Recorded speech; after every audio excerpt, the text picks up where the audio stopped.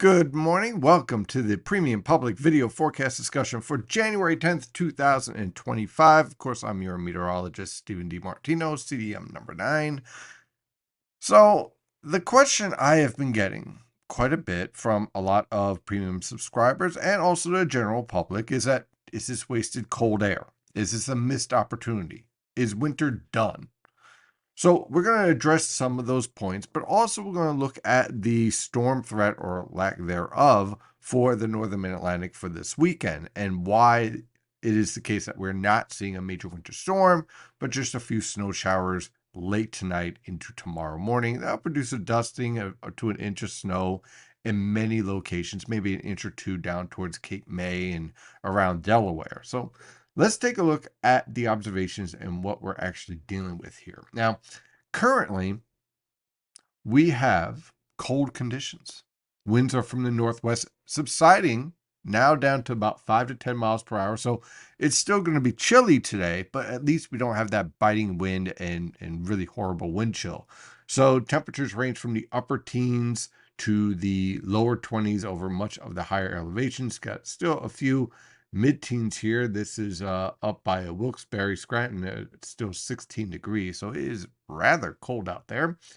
Along the coast, temperatures generally range from the lower to mid-20s in your suburbs, mid to upper 20s in a lot of your urban areas, 30 degrees around JFK and on the eastern side of Long Island. And with that northwesterly wind, we do have a few flurries earlier on this morning. Now we have pretty much a sky cloud cover and clearing skies, but trouble is brewing off to our south. Now, I get it. When you look at this scenario, you'd say, oh, Stephen, it's not really a major winter storm. It is if you are down in the south. Look, these guys are not used to snowfall and ice. So understand when you get an inch or two or three in Georgia, in northern Georgia, around Atlanta, that's basically like having 30 inches of snow in New York City because they don't have the capabilities to remove it very easily, and people aren't used to driving and navigating in these conditions. So it is getting pretty nasty down here over the deep south, with also some ice being reported as well. We had pretty good snowfall here in Arkansas, and that's starting to push up into the Tennessee River Valley and portions of the Ohio River Valley. And you have your cold front here. Now, our low pressure system with the subtropical jet stream is down here.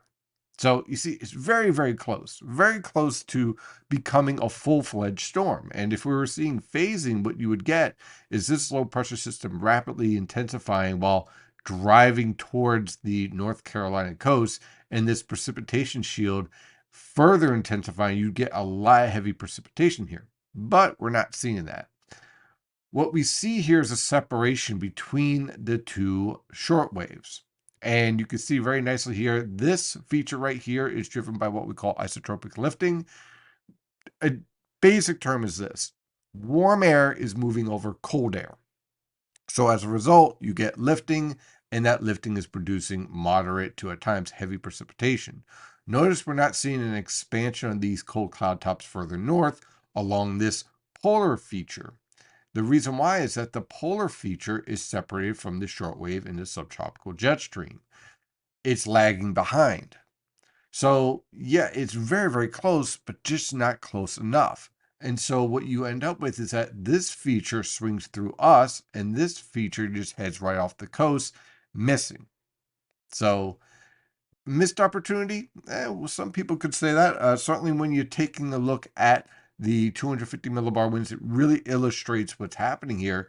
If this feature was much further along, let's say if it was down, let's say around Louisiana, rather than lagging back here towards Texas and northern Mexico, then yes, that would be a major winter storm. But with this lagging behind 2 days ago from the shortwave coming in from the polar jet stream, that just enhanced the separation. So your potential for seeing a major winter storm pretty much died 2 days ago when this shortwave was just slow to eject. So as a result, what you end up with is two pieces of lifting. So in the subtropical jet stream, you have your nice divergence and diffluence. You have your enhancement of the warm air transport. So everything here in the south is supportive of a pretty healthy snowfall. The ridge axis is protecting us today. That's going to lead to tranquil, quiet conditions and also support the continuation of cold air funneling into the southeast. So that's what keeps your snowfall going. The polar shortwave, which is back here, well, that generally keeps on moving along.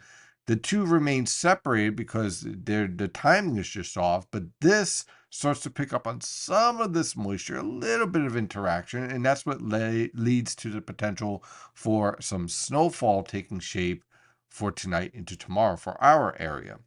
And you can see here on the 850 millibar, let me just refresh this, plenty of cold air.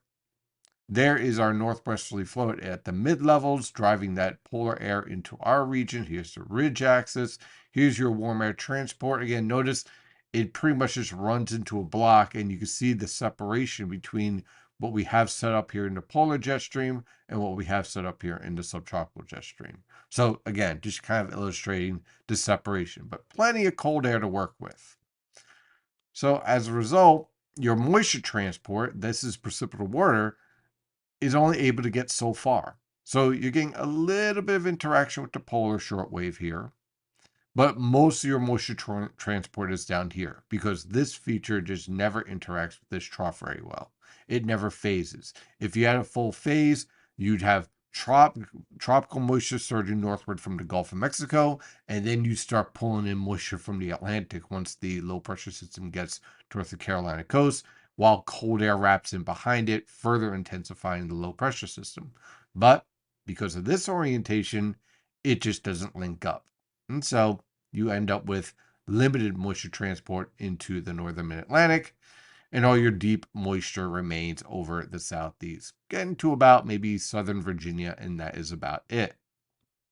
So when you take a look at our model guidance, you can see that separation continuing, and because of the polar trough being strong, it's just going to shear and rip apart this storm. And that's why as it approaches the Carolinas, it steadily weakens because it loses its definition as you're moving along. It just basically gets ripped apart. So that leads to a period of light snow for tonight into tomorrow. We're looking at the HRR. You can use the NAM guidance as well, or any of the synoptic models. They all pretty much show the same thing. Late tonight, let's say after about 11 p.m., continuing on through tomorrow morning, periods of light snow. And again, we're so close, yet so far away. It's a bit of a tease in a way because all your heavy precipitation's out here and just gets kicked out. Meanwhile, your light to moderate snowfall is down towards the Delmarva. This is why down towards Cape May, Wildwood, a lot of southern Delaware, maybe south of Dover, you have a chance of picking up maybe 2 inches of snow out of this before it clears out. And your really steady snow is down towards Virginia. So that's 2 storms where the bulk of the heaviest snowfall has remained primarily in the southern mid-Atlantic. So, of course, there's a lot of thought that, oh, we've had all this cold air, and this is a missed opportunity. Now we're going to miss out on winter canceled, all that good stuff. Well, let's take a look at the actual data and take a look at what we're seeing here. So is winter over going from here on out? Is it a missed opportunity completely? Well, let's take a look at the latest polar vortex forecast here. And what we're seeing here is continued stretching. So what does that mean for us? What that means for us is that the transport of polar and Arctic air into North America is going to continue throughout January and possibly through much of February. So the cold air isn't going away anytime soon. You'll get some relaxations. You'll get back into the 40s from time to time, which honestly is not exactly what you would call a torch in any way, shape, or form. Basically getting us back to near normal, if anything. So certainly a lot of support for plenty of cold air. What we've been lacking is the introduction of moisture into the forecast. And so the reason why is that the MJO here has been in what we call a dry phase. Okay, so this is more of a La Nina influence, and this is more of an El Nino influence right here. Okay, so actually what you want to do is kind of almost separate it like this. okay, in terms of the potential for East Coast cyclogenesis and winter storms. So, when in January and February you're in phases 8, 1, 2, and a little bit of 3 from time to time, you increase the potential for cold air being able to remain over the eastern United States and an increased potential for interaction with the subtropical jet stream. This does not guarantee you snow or snowstorms.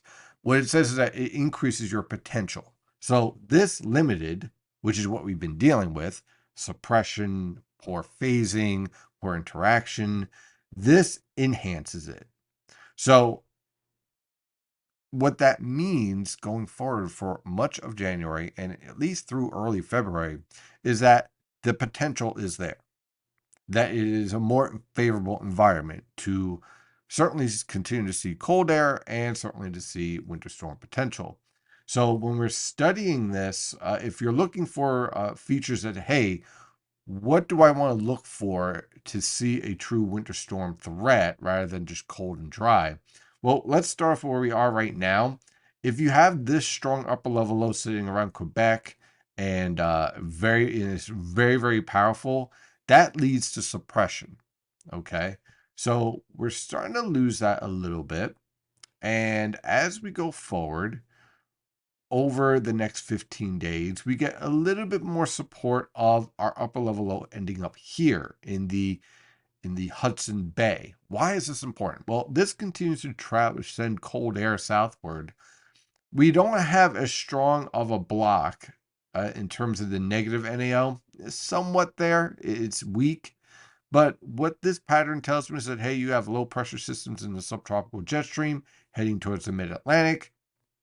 You have better potential for what we call basically what we're seeing right now in the southeast shifted towards the mid-Atlantic. Now, again, I am not guaranteeing winter storms. I'm just saying that if you think you can cancel winter and think it's going to be cold and dry for the rest of the winter, or we start losing our cold air altogether, the data says wrong.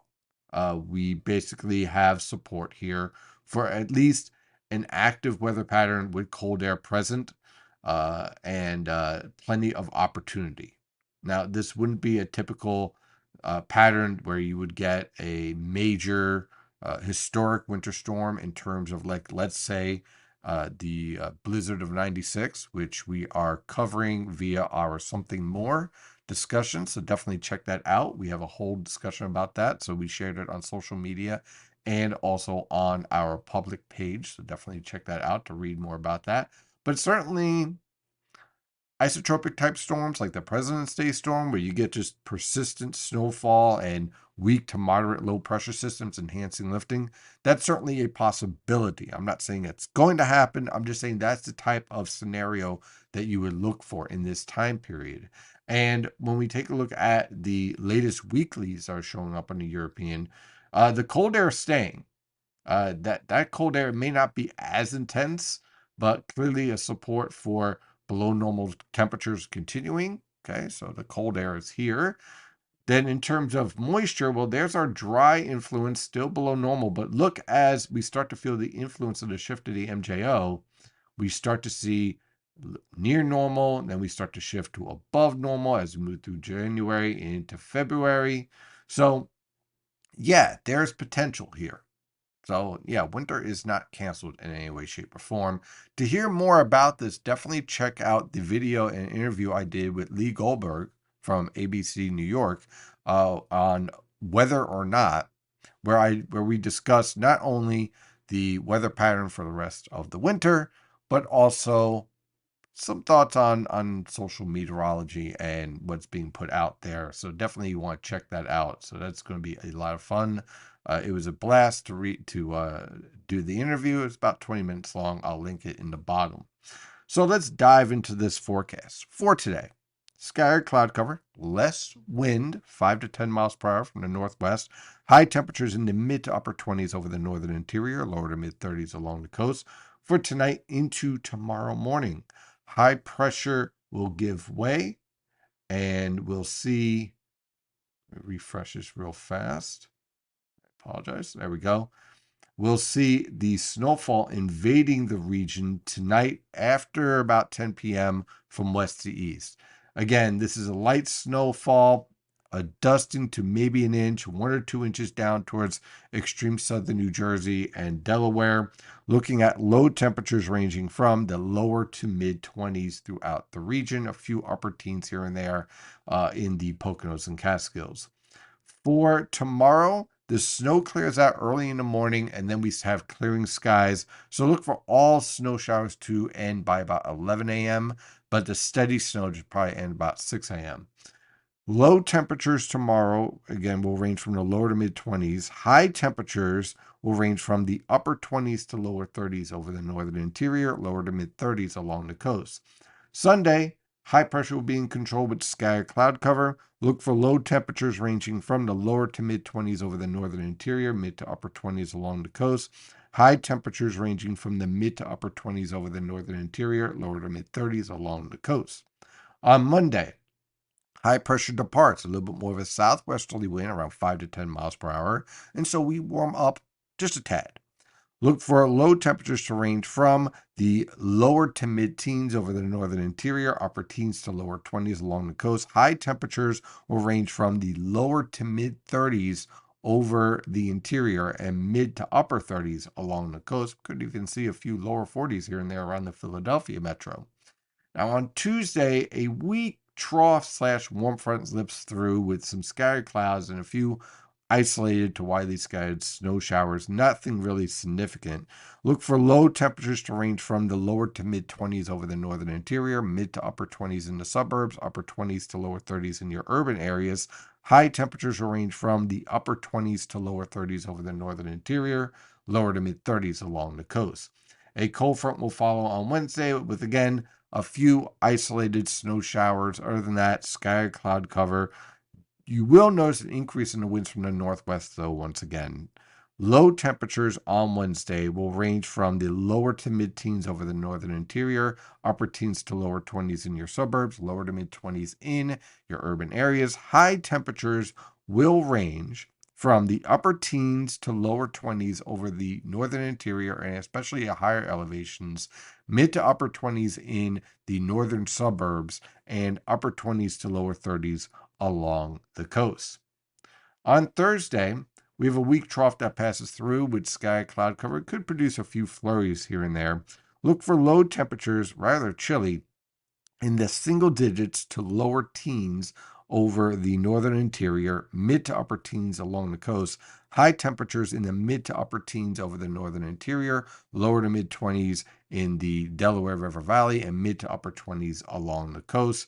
And Friday, scattered cloud cover, high pressure and control. Look for low temperatures in the mid to upper teens over the northern interior, upper teens to lower 20s along the coast. High temperatures ranging from the mid to upper 30s over the northern interior and upper 30s to lower 40s along the coast. So over the next 10 days, no major winter storms are expected.